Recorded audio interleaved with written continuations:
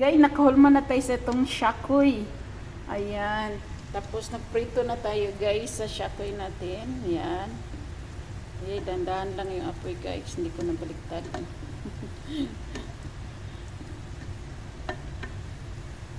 Ayan. Ayan. Magluluto tayo guys ng shakoy. Sa Bisaya pa, shakoy sa Tagalog. Kuan, asa ni sa amua? Shakoy sa Bisaya, pilipit sa Tagalog. Yan. Ito yung nagawa natin guys. So, ayan na. May nilagyan ko na siya ng asukal guys. Yan.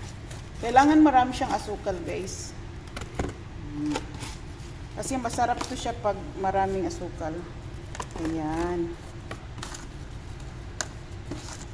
Yan. Maraming asukal. Yan. Tapos yung dalawa. Ano yata yung apoy ko yan. Tapos ready to eat na guys. Sarap to sa ano guys.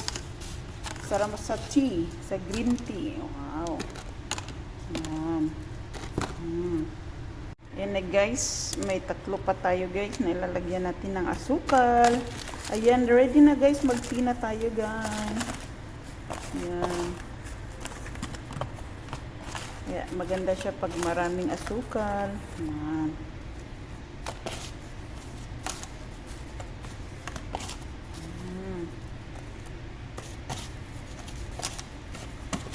Ayan, ready na yung shakoy natin guys. Sa Bisaya pa shakoy.